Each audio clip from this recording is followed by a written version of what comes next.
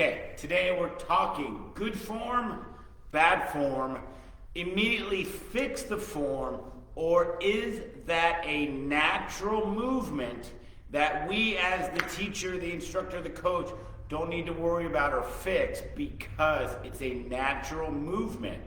What I mean is displacement. Our body has a natural desire to maintain our center of gravity, where half of our body is on one side of the position and half of our body is on the other side. Okay, so that keeps us naturally balanced. If you think about while you're walking, one foot's back, your hand swings forward, this foot would be back. That keeps our center of gravity here and keeps us balanced. When we're adding weight to our structure, aka our body, we have a potential weight in front, so we would then naturally shift back to offset that weight in front. That's displacement. If you think about carrying a heavy bucket, when you're walking with one side, you tend to lean opposite of that heavy weight. That's displacement. So the natural desire to maintain your center of gravity and the natural reaction to go opposite of the weight, displacement, okay? So part of it is we have to understand our kids will naturally use a possibly bad form technique that is actually naturally a good form or natural occurrence, all right? We have to delineate whether or not they're using momentum to cheat, momentum to enhance. Remember, a lot of times as we get more comfortable, some of our lifts actually require using momentum, like kettlebell swings, and that controlled momentum is a good thing. So are you using momentum to go heavier and cheating? Are you using momentum to allow for natural enhancement? And are you using momentum or movement to create a natural balance? All right?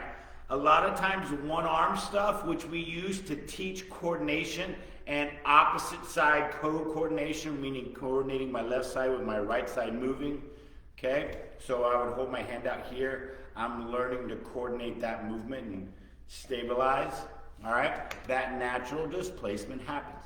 So we need to help our students, our kids, understand where is good form break or acceptable momentum or acceptable leaning versus when it's just cheating, all right?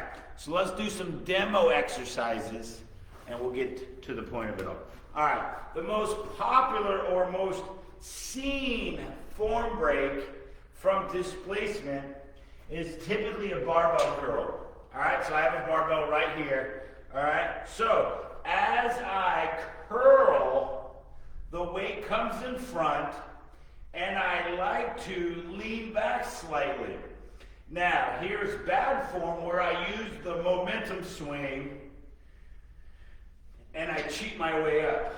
That's what a lot of lifting with your ego gets you. That's not good. That's just cheating. All right? Then there is the natural, I get to about right here, and I naturally want to lean opposite that weight as I struggle to get that weight up. Now, displacement, moving in the opposite direction of the weight. So if I have this weight in front of me, my opposite reaction would be to do that. Now, remember, displacement is our natural desire to maintain our center of gravity.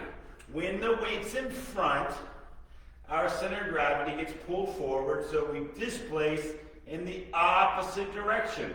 Now, what can I do to fix that?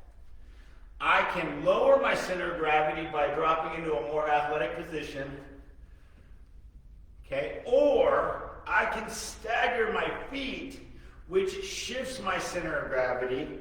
It doesn't matter which foot goes forward, but now my center of gravity has shifted, so I'm naturally more balanced as I curl. So I would have no displacement or minimal displacement with a staggered stance or a lower stance. If your kids are having trouble controlling that displacement, have them either lower or stagger, and always avoid just momentum cheats, okay? Simple and easy technique to allow for allow that displacement if it's working for them. B, eliminate that cheating momentum if it's bad, but then lower your stance or stagger your stance to minimize that displacement if it's just not under control, all right? So that would be a barbell curl. On a shoulder press, I'll sit right here. A lot of times if we do a single arm shoulder press, which is a very good exercise, learning how to control with one arm only working, if I'm here and I press, I tend to put my hand out here to help offset that weight. Okay, weight here, hand here. Okay, some people will lean and press. I actually like to grab on because putting my weight right here helps me to keep my abs tight. It also helps to keep my balance tight or under control.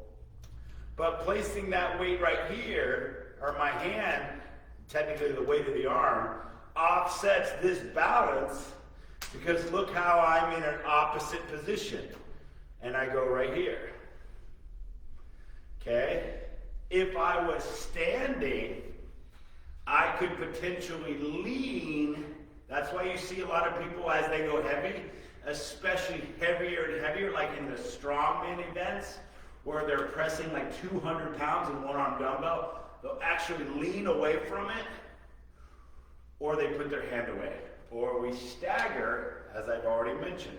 So if I'm one arm pressing in a standing position, I could lean. Okay, I probably am not going to just press right here because that doesn't necessarily feel very natural. It's hard to be under control when you're not in a balanced position. So your body will naturally shift into a position that is your better balance. So the question becomes, are you using that natural balance, or are you cheating to use more weight, go heavier, and lifting with your ego? All right? So those are two examples of how we naturally can allow for that displacement and how we can modify it so by either lowering our center of gravity or staggering our feet to make it a more sound position, essentially, without necessarily needing as much displacement to hold our position, okay? Another example we probably see all the time without even recognizing is a bodyweight squat. So in a bodyweight squat, we tend to get our weight traveling forward. We also get our weight traveling backwards. So we have our weight shifting to our heels as we go down. Our upper body's leaning forward. And now we have this position. We tend to not have that when we have squats, our barbell squats, because the weight actually keeps us back.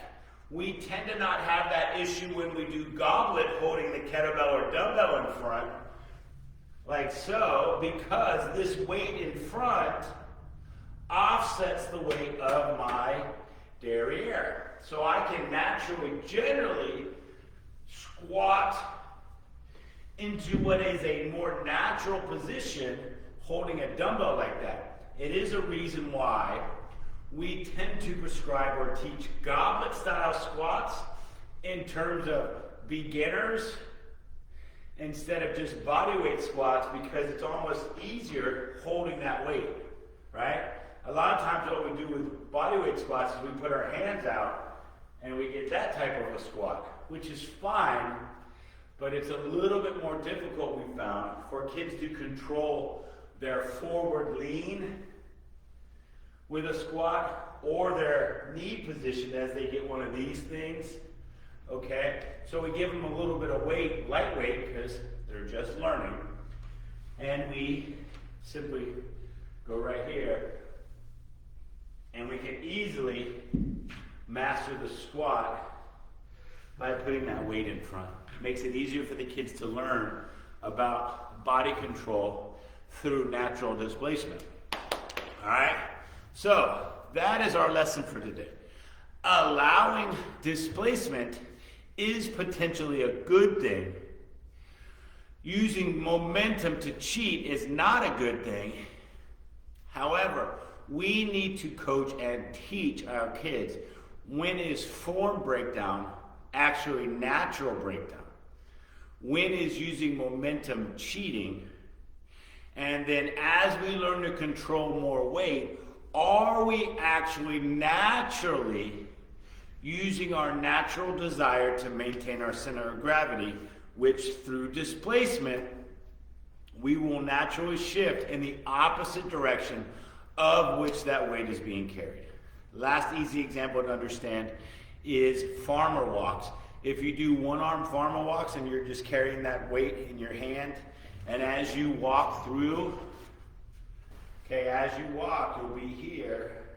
Now you'll get a great ab exercise. So a lot of times people will put their hand out as they walk, which will naturally pull them upright a little bit more, or they'll keep their hand here and get that lean, okay? Both of those are okay, but understanding why that is going on is the goal, all right? So, allow for natural displacement to happen.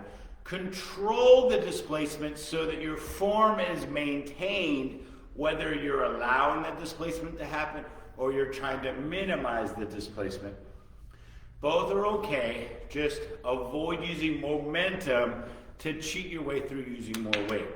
This will help kids control their body weight, will help them to learn about balance and stability, will allow them to naturally start integrating their weight shifts so that they're learning to keep that center of gravity where it's supposed to be, which does help prevent injury, which does improve their balance, which does improve their athleticism, which does improve their stability, and overall just gives them a better development of their motor control, their motor senses, their kinesthetic awareness, and all those fun things that we as educators really need to help our kids improve on, okay?